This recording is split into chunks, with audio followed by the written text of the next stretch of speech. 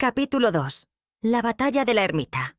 Aquel suceso fue lo que marcó el destino de Munferna para el resto de su vida. Cuando llegó a la Secuoya y todos supieron de los sucesos acaecidos, se apenaron, celebraron los ritos funerarios por los cazadores muertos a manos de los ogros e intentaron evitar que Munferna tuviera un hijo fruto de aquellas violaciones, pues las leyes de los tirianos eran muy severas al respecto y no consentían que en sus tierras habitaran seres fruto de la mezcla con criaturas malignas y depravadas como los ogros y otras especies similares.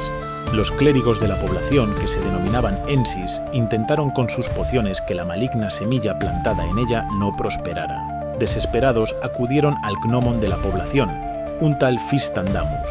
Un gnomon era una persona versada en todo tipo de conocimientos, lo más parecido al científico de la época, que no descuidaba ningún aspecto del potencial humano y que tenía interés por el desarrollo de todas las facultades propias del ser humano en su máximo exponente, por lo que siempre andaban liados en sus quehaceres, experimentos o investigaciones. Así que no era raro que no lo encontraran, una vez más, en la torre donde había estado viviendo últimamente. De esta manera transcurrieron los meses, y la maléfica semilla germinó, produciendo una criatura que era mitad humana, mitad ogro. No obstante, tal engendro no era merecido por los hados, y su existencia era una carga para la pobre Munferna. Los tirianos, fieles a su religión, se negaban a matar a cualquier otro tiriano o a su descendencia. No solo por razones de creencias, sino por el mero hecho de que no podían concebir matar a uno de su propia especie. Por ello, en casos extremos se valían del destierro, y en el caso de criaturas que eran consideradas abominaciones, las abandonaban en el exilio. A la madre siempre se le ofrecía la opción de acompañar a su descendencia o no, pero el abandonar a aquella criatura que consideraban una abominación era obligatorio. Aunque pareciese injusto en algunas ocasiones, esa era su costumbre ancestral. Munferna, en su desesperación, se sentía alejada de su dios y creía que todos la señalaban por lo que había ocurrido. El hecho de abandonar a su propia criatura le parecía monstruoso, y así, el mismo día en que preparaban al bebé para abandonarlo en la frontera de Ilumaya, ella decidió no abandonarlo. No deseaba dejar a su hijo para que cualquier bestia pudiera alimentarse del mismo, ni tampoco quería estar con sus congéneres, pues sus pensamientos, su mente y sus creencias pesaban más que su deseo de vivir allí. Había perdido toda ilusión y solo quería salir de aquel lugar. El destierro a voluntario a las traicioneras tierras de Ilumaya era lo que su alma le pedía. Quería abandonar aquella sociedad y aquellas tierras, aunque fuera para bailar con los mismísimos demonios. Claro que le pesaba el temor de encontrarse con las mismas bestias que la habían mancillado, pues de allí procedían. En poco tiempo se preparó la comitiva, una escolta compuesta por 4 jinetes Hertir, la clase de guerreros libres de los tirianos, y el resto, que constituía gran parte de la población, pareciendo una especie de peregrinación, la cual estaba formada por el propio Eywafi, dirigente de la Secuoya, sus guardaespaldas conocidos como Dewafis, los clérigos llamados ensis, y el resto de la población que se había sumado a la comitiva como si fuera un gran festejo. Habían preparado carretas de bueyes y caballos, decoradas con bonitos adornos y llenas de provisiones. Para los tirianos, este tipo de eventos era una excusa para organizar una fiesta, y en este momento la protagonista del exilio era el centro de atención. La habían vestido con adornos de oro y le habían dado el martillo de acero tiriano que llevaban los ensis, como representación divina y, ya que estaban, para protegerla al pasar a las traicioneras tierras de Ilumaya. La comitiva se abrió paso con la escolta de jinetes Hertir por delante y seguidamente el resto, encabezada por el propio Eywafi, llamado Bizung. Salieron de la Secuoya y pasaron por el desfiladero que se abre al sur de la población hasta llegar a las estribaciones de las montañas Hircanias, que venían como un largo brazo desde el sur, paralelas al camino por la izquierda según avanzaban, y por el otro lado, un frondoso bosque que se extendía entre elevadas colinas. Prácticamente las primeras horas fueron un avance por la antigua calzada que iba a Tícar entre las escarpadas montañas y las colinas boscosas. Un camino angosto que había vivido tiempos mejores, pues muchas de las losas del empedrado del mismo habían desaparecido, unas levantadas por la propia vegetación, otras por la depredación de los tirianos que vivían por los alrededores y las utilizaban para construir sus propias cabañas. De hecho, se encontraron a muchos que saludaban desde lo alto de las faldas de las colinas boscosas donde se ubicaban sus viviendas. Era ya mediodía, cuando llegaron a la granja de los Stofausen, una hermosa zona en la que el valle se abría ante ellos y la calzada serpenteaba por su centro. Pequeños riachuelos cruzaban el camino, empapándolo pero sin interrumpir el paso. A mano derecha, hacia el oeste, se abría un campo de frutales y un sendero muy bien cuidado que llevaba directo a la única granja conocida en el sur de Tirkur. Allí se encontraba el clan de los Stofausen, un grupo muy antiguo compuesto por los primeros colonos tirianos que llegaron a estas tierras. Como era costumbre, recibieron a la comitiva con comida y presentes, y tuvieron un detalle especial al recibir primero a la pobre Munferna, agasajándola con flores, guisos y frutos frescos de temporada. Estas extrañas costumbres chocaban con el sentimiento interno de Munferna. A pesar del buen trato, se sentía ajena a todo, como si estuviera en medio de un sueño malo e irreal, pues todo había perdido sentido para ella. Pensaba en su hijo, que a pesar de ser una criatura diferente y el resultado de una desgracia, había salido de su vientre. Por eso se había negado para entregarlo a la naturaleza, al destino, quizás como alimento de las fieras. Por eso, además de haber sido mancillada en su más profunda intimidad, se sentía castigada al no poder criar a esa criatura entre los suyos. Aunque, bien es verdad, la trataban con amabilidad y le ofrecían mejores condiciones. Como buena tiriana, estaba inculcada en estas prácticas, pero ahora que le tocaba a ella no terminaba de comprenderlas. Mientras la gente a su alrededor comía y bebía a costa de la amabilidad de los Stofausen, Munferna pensaba en todo esto. No se entretuvieron más de media hora cuando quisieron reanudar la marcha. Sin embargo, tan solo la reanudaron los obligados, tales como los guerreros, clérigos y el propio Eywafi Bizung. El resto se quedaron allí para luego volverse a la secuoya antes de que cayera la noche, ya que la granja de los Stofausen era el punto intermedio a pie para poder volver en el día.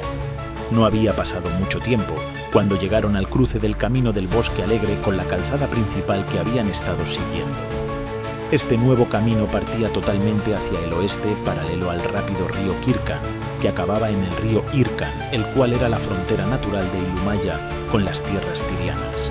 Por lo visto, el plan era llegar hasta la ermita que se encontraba a unas horas por el camino del bosque, para pasar la noche en la explanada de la misma, que era un lugar muy común de reuniones y celebraciones entre los tirianos de la zona. La tarde caía cuando la comitiva llegó a las inmediaciones de la explanada de la ermita, conocida como la ermita de Go y Din, en honor a los fundadores de la misma. A su derecha, una extensa y verde explanada se abría paso flanqueada por altos y frondosos árboles, en su mayoría coníferas. Al llegar, se encontraron con un manantial que nacía de unas rocas que estaban en el camino y una gran estructura de piedra que destacaba por su belleza. La estructura principal era rectangular y estaba abovedada con una sintonía de altos arcos puntiagudos a cada lado, sin ventanas visibles, pero con ventanales llenos de coloridas vidrieras en el frente que filtraban la luz hacia el interior. Un corredor de entrada con el martillo de Tyr en la cúspide y otro en la zona del altar opuesta a la entrada completaban la majestuosa construcción que parecía un guardián de la naturaleza que lo rodeaba, irradiando un sentido de lo sagrado que hacía estremecer a cualquiera. De hecho, había mantenido alejados a un grupo de ogros que habían acampado justo enfrente de aquel majestuoso templo al que la definición de ermita le quedaba harto modesta. Los ogros no se habían percatado de la comitiva cuando el jefe Bitung detuvo la misma. A simple vista, contaron que serían más de una veintena de ogros y, entre los Hertir, sus Dewafi, los Ensi Alfar y él mismo, sumaban justo 13 jinetes. Bizung iba a dirigirse a sus guerreros para preparar la táctica antes de realizar ninguna acción, cuando uno de los jinetes Hertir alzó la voz por encima de todos jurando por Tyr, el dios de todos ellos. En ese momento juraron los otros tres y casi al unísono se precipitaron hacia los ogros con los arcos cargados de flechas. A partir de ahí todo fue muy rápido.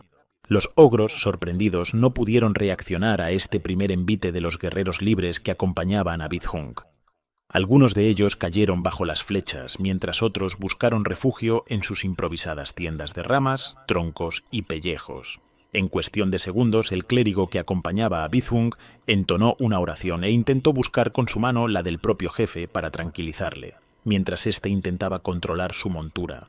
Los Dewafi que iban en la vanguardia se volvieron hacia el atónito jefe, esperando órdenes, mientras que los de detrás preparaban sus lanzas y escudos para una posible carga. La carreta que transportaba a Munferna y a su vástago se había quedado parada detrás, acompañada tan solo por el conductor y el ensi que cerraba la caravana. Munferna sacó la cabeza para ver qué estaba sucediendo, sosteniendo a su hijo en brazos, cuando una figura la dejó helada. Mientras los Hertir volvían sus monturas para realizar otra andanada de flechas y el jefe Bizong repartía órdenes entre sus Dewafi, una figura se alzaba imponente sobre los demás de su raza, destacando por su altura y musculatura descomunal. Desde lejos se apreciaba su verdosa piel, dura como la corteza de un árbol, cubierta por cicatrices y heridas de batalla, que destacaban como si de caminos se tratase. No eran sus botas armadas con trozos de colmillos de animales, ni el faldellín que protegía su abdomen con placas de metal y cueros curtidos, ni su pecho casi al desnudo, cubierto tan solo por un arnés de correajes y hebillas de metal, ni la gigantesca hombrera que le cubría el hombro del brazo izquierdo, el cual portaba una exagerada hoja de oxidado bronce, con filo dentado como una sierra mal hecha. Era lo que llevaba en la cabeza. Un desproporcionado casco astado que, en la distancia, le hacía parecer una criatura mítica y salvaje, una especie de demonio sacado del más profundo averno, y justo aquel casco astado que llevaba fue lo que sin duda dejó helada a Munferna, pues era la inolvidable figura del ogro que en su día la ultrajó, la forzó y la sometió hasta el punto de plantar la semilla del bebé que en ese momento llevaba en brazos. El terror invadió el cuerpo de Munferna mientras se desarrollaba la lucha fuera. Un enorme tronco arrojado por la fuerza bestial de los ogros impactó sobre la carreta, haciendo que ésta reventara en 1000 pedazos y ella saliera despedida hacia afuera, con la fortuna de caer al río que bordeaba el propio camino en el que se hallaban. Esta no perdió la conciencia, sino que el impacto sobre el agua del río la hizo olvidarse del miedo y reaccionar. Primero se percató del bebé, que todavía apretaba como loca sobre su pecho, como por instinto. Luego buscó la manera de salir de allí, antes de perecer ahogada o verse arrastrada por la fuerte corriente hacia la zona del conflicto. Mientras tanto, la batalla se había encendido. El que parecía el jefe de los ogros lanzó la enorme hacha de piedra pulida que llevaba en su diestra al jinete Hertir más cercano, con tal fuerza que derribó a jinete y caballo.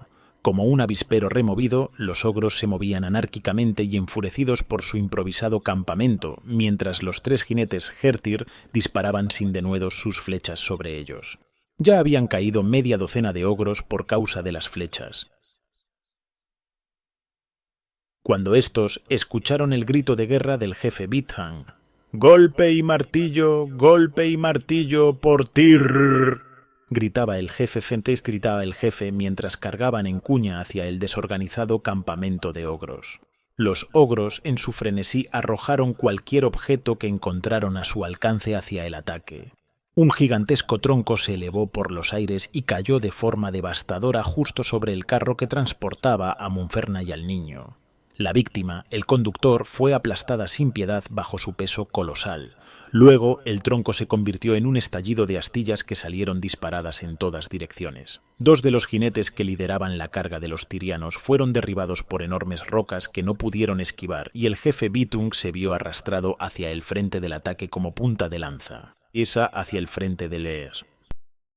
Llegaron a la explanada donde tenían el campamento los ogros, asestando lanzadas, golpeando con sus escudos y con sus propias monturas, pasando por aquel campamento como una exhalación. Ya estaban en la llanura de la ermita, allí tenían más espacio para maniobrar y se habían vuelto a alejar de los ogros después de la primera carga.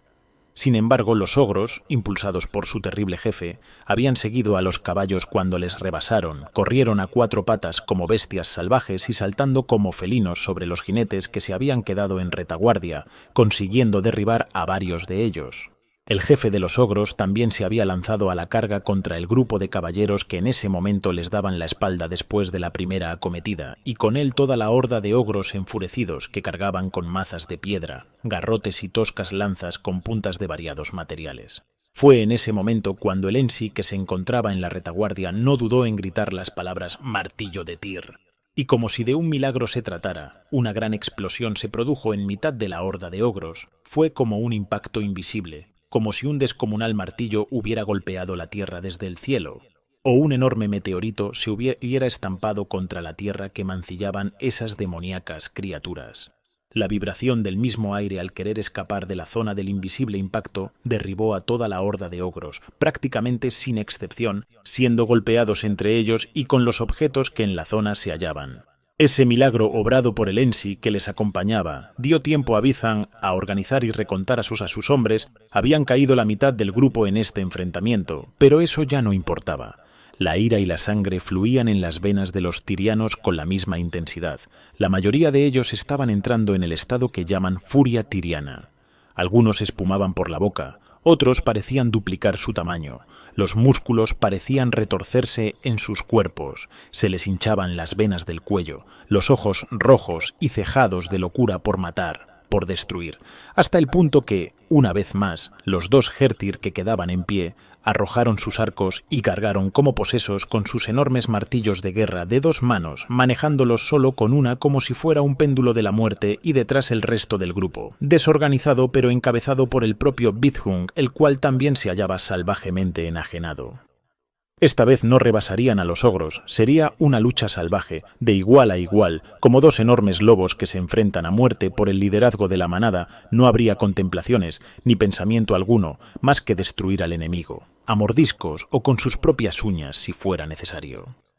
Y mientras los ogros se incorporaban, magullados unos, heridos otros, Munferna, ajena al combate, luchaba por sobrevivir en las aguas del río donde había caído. No con poco esfuerzo consiguió nadar hasta la orilla contraria al camino. Era una ladera algo escarpada, que se elevaba formando una pequeña cadena de colinas.